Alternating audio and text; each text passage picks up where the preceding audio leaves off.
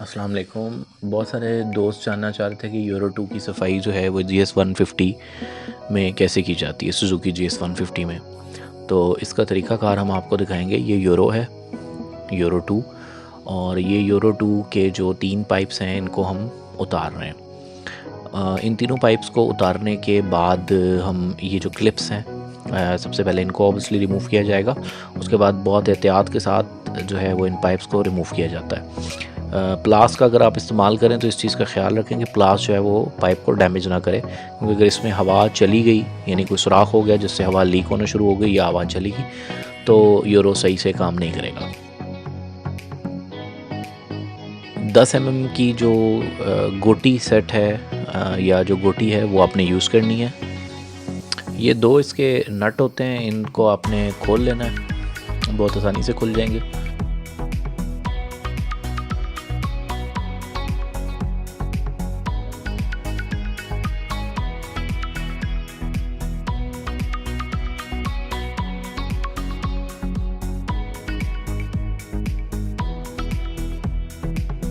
जी, तो ये यूरो हमारा जो है वो खुल चुका है और इसको हम मज़ीद जो है वो डिसअसेंबल करेंगे। ठीक है, तो चलते हैं डिसअसेंबलिंग की तरफ। इसका जो सबसे पहले जो पतला वाला पाइप जहाँ पे लगता है वहाँ से जो 2 नट हैं इनको हम स्क्रू ड्राइवर की मदद से खोलेंगे और ये आपके सामने इस तरीके से खुल जाएगा। और उसके बाद जो 4 नट लगे हुए हैं, जो कि इसका नीचे वाला जो पाइप बनता है, जो नीचे की तरफ जिसका फेस होता है, वो हम ओपन कर रहे हैं।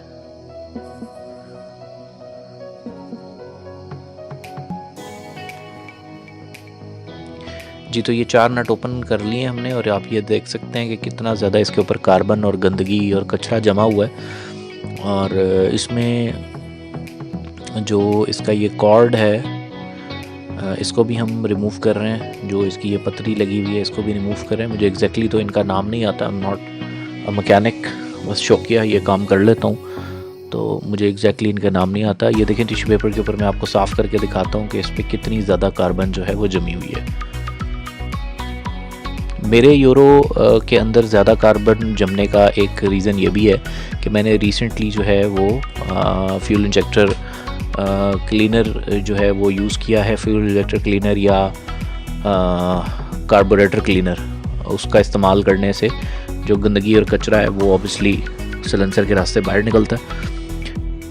ये आप देख सकते हैं कि कम्प्लीटली जो है ये गंदा हुआ है और इंतहाई इसके अंदर जो है वो कालक कार्बन जो है कचरा वगैरह जमा हुआ है, ये देख लें आप। अब हम इसको साफ़ करने की तरफ आते हैं। इसको पेट्रोल से या फ्यूल इंजेक्टर क्लीनर से या जो है कार्बोरेटर क्लीनर से बिल्कुल भी आपने साफ़ नहीं करना। इसको सिंपल जो है वो पानी और शैम्पू से जो है वो हम साफ़ करेंगे। तो 1 बाय 1 जो सारे पार्ट्स हैं उनको बहुत एहतियात के साथ इस चीज़ का ख्याल रखते हुए कि कोई चीज़ टेढ़ी ना हो जाए, क्योंकि ये पतरी जो है वो बहुत नाजुक है।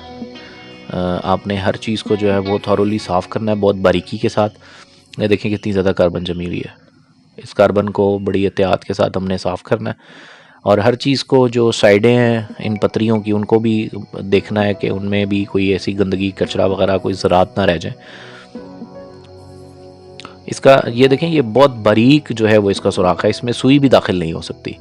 तो इसको बहुत अच्छे तरीके से धोना है। इसको खैर धोने के लिए एक और भी जो टेक्निक है वो मैं आपको आगे बताऊंगा, लेकिन बहरहाल इसके अंदर जो है वो हम कोई चीज़ एंटर नहीं करेंगे। इस सुराख को जो है वो खुला हो सकता है, कोई भी चीज़ अगर आप इसमें एंटर करेंगे तो सुराख की जो उसका डायमीटर है वो खुल सकता है, तो उसकी वजह से फ्यूल एवरेज फिर अच्छी नहीं रहेगी आपकी। ये हम सारा जो है वो साफ़ कर रहे हैं बहुत ही अच्छे तरीके के साथ, डिटेल के साथ आपने धोना है हर चीज़ को, एक एक पुर्जे को। बहुत बड़ी चीज़ तो ये है नहीं है, 5-10 मिनट का काम है, तो उसके अंदर भी आपने बहुत एहतियात के साथ हर चीज़ को धोना है। इसको इस तरीके से पानी डालेंगे और दूसरी साइड उंगली रखेंगे और थोड़ी देर जो है वो रोकेंगे शैम्पू को अंदर। इसके लिए जो दोस्तों मैं शैम्पू यूज़ कर रहा हूँ, ये गाड़ी धोने वाला जो नॉर्मल शैम्पू होता है, फार्मूला 1 वैक्स जो आती है, बड़ी सस्ती सी मिल जाती है, 100-150 रुपये की डिब्बी है छोटी वाली, तो उसी को मैं 5-6 कतरे पानी में मिला के थोड़े से पानी के साथ ताकि उसका जो असर है शैम्पू का वो बहुत ज़्यादा डाइल्यूट ना हो, कम ना हो, बल्कि जो है वो तेज़ रहे थोड़ा सा। सर्फ़ वगैरह इस्तेमाल नहीं करना आपने, क्योंकि सर्फ़ के अंदर जो है वो रेगमाल का इफ़ेक्ट होता है, तो वो इन पुर्ज़ों की जो असल फिनिशिंग है उसको ख़त्म कर सकता है।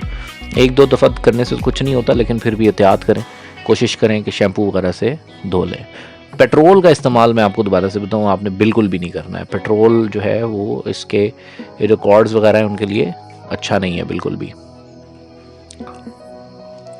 ये आप देखेंगे बारीक सा जो शावर है वो उससे निकल रहा था, अगर आपने गौर किया हो। और ये सारी चीज़ें जो हैं इनको शैम्पू से वॉश करने के बाद साफ़ पानी से एहतियात के साथ आपने कर लेना है। और अच्छा, अब ये आप देखें कि कार्बोरेटर क्लीनर जो है वो हमने लिया है, और इसमें 1 या 2 स्प्रे करके देख लें कि सुराख प्रॉपर खुला हुआ है या नहीं। यहाँ पर भी थोड़ा सा मुझे कार्बन जमा नज़र आया, जो कि प्रॉपर शैम्पू से साफ़ नहीं हो सका, तो मैंने इसको अब ये मैं टिश्यू पेपर से इसको सुखा लिया है मैंने। इसके अंदर आपने इस तरीके से जो है वो टिश्यू पेपर जो है घुसाना है, एक सुराख से दूसरी साइड से खींचना है। देखिए कितनी ज़्यादा कार्बन निकली है अंदर से, हालांकि इसको हमने अच्छे तरीके से धोया है, लेकिन एटलीस्ट ये है कि धोने से कार्बन जो है वो नरम हो गई है। तो जहाँ पे विजिबल नहीं थी वहाँ से हमने जो उन सुराखों में इस तरीके से टिश्यू पेपर जो है वो एक साइड से एंटर करके दूसरी साइड से खींचा है, ताकि अंदर से प्रॉपर सफाई हो जाए। ये देखिए अंदर से कितना क्लीन हो गया। उसके बाद आपने कोई भी साफ़ टॉवल लेके इन सब चीज़ों को जो है प्रॉपर खुश्क कर लेना है। कुछ चीज़ों को मैंने टॉवल से और कुछ चीज़ों को जो है वो मैंने टिश्यू पेपर से जो है वो प्रॉपर खुश्क किया है, ताकि इसमें पानी का कोई भी फैक्टर, कोई एक ज़रा भी जो है पानी का ना रह जाए। ये आप देखें कितना जो है वो साफ़ सुथरा अब नज़र आने लग गया है। इसके अंदर भी जो रबर के किनारे हैं उसके अंदर जो है वो मुझे पानी फ़ील हो रहा है, तो पहले इसको टॉवल से खुश्क करने के बाद मैंने टिश्यू पेपर से इसके जो किनारे हैं उनके अंदर जो इसकी ये समझ लें कि नशेब व फराज के अंदर जो है टिश्यू पेपर के थ्रू पानी को खुश्क किया है।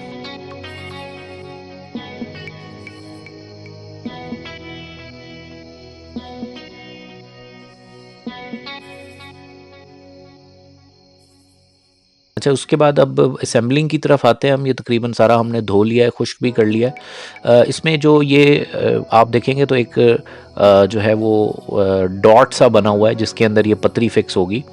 आपने इस तरीके से इसको पकड़ना है कि लेफ़्ट साइड यानी लेफ़्ट हैंड की तरफ जो इसका पाइप है वो आपके पास आ रहा हो। लेफ़्ट साइड पर आपने पाइप पकड़ना है और फ्रंट के ऊपर जो है वो पतरी का मुंह ऊपर की तरफ रखना है। बॉटम में जो है वो आपका पेच लगेगा और इसी में जो है ये छोटा सा एक डॉट है जिसमें ये फिक्स होती हैं, और ये पोजीशन बनेगी। ठीक है, ये जो पाइप है ये ऊपर की तरफ, पाइप वाला जो हिस्सा है वो ऊपर की तरफ आएगा। चारों आपने पेच जो है वो प्रॉपर ज़ोर से टाइट करने हैं, ज़बरदस्त तरीके से टाइट करने हैं। ऐसा भी नहीं कि चूड़ी स्लिप कर दें, लेकिन अच्छे तरीके से टाइट करने ताकि हवा बिल्कुल भी इंटर ना हो सके। और अब आप ये देखेंगे इसको भी ऐसे क्रॉस में आपने लगाना है, 7 की शेप बननी चाहिए इनकी।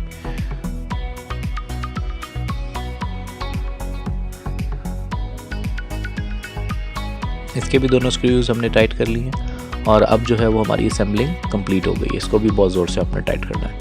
और अब इसको जो कनेक्टर्स को हम बाइक के ऊपर जो है इसको अब हम बाइक के ऊपर इंस्टॉल कर रहे हैं जनाब। सबसे पहले जो इसका मेन पाइप है वो इंस्टॉल हो जाएगा। उसके बाद जो है वो दोनों पाइप हमने सबसे पहले इसलिए लगाया ताकि थोड़ी सी शेप जो है वो यानी टिक जाएगी अपनी जगह के ऊपर, और हमें स्क्रू जो है वो टाइट करने में आसानी हो। स्क्रू टाइट करने के बाद हमने इसका जो नीचे वाला पाइप है वो लगा दिया, और इसके बाद जो बारीक वाला पाइप है वो लगा दिया वापस। और इसके बाद हमने जो इसके क्लिप्स हैं इनको वापस कर दिए। दोस्तों, कार्बोरेटर क्लीनर के इस्तेमाल के ऊपर भी बिल्कुल मैं करीब एक वीडियो बनाऊंगा। ये हमारी आप देख सकते हैं कि सबसे पहले हमने इसे जो है वो अनइंस्टॉल किया, उसके बाद इसे डिसअसेंबल करके धो के सुखा के और वापस असेंबल करके उसके बाद इंस्टॉल कर दिया अपने बाइक के ऊपर। तो जनाब ये जो बाइक है मेरे पास 2018 मॉडल है। इसकी जो एवरेज है वो तकरीबन 50 के करीब है। ये सिर्फ एक चीज़ मैंने आपको बताई है, यानी कि फ्यूल जो यूरो है उसको साफ़ करने का तरीका। इसमें और भी बहुत सारे फैक्टर्स इन्वॉल्व होते हैं। अगर आप बाइक से अच्छी एवरेज लेना चाहते हैं तो अनकरीब हम उसको भी डिस्कस करेंगे। अस्सलाम वालेकुम।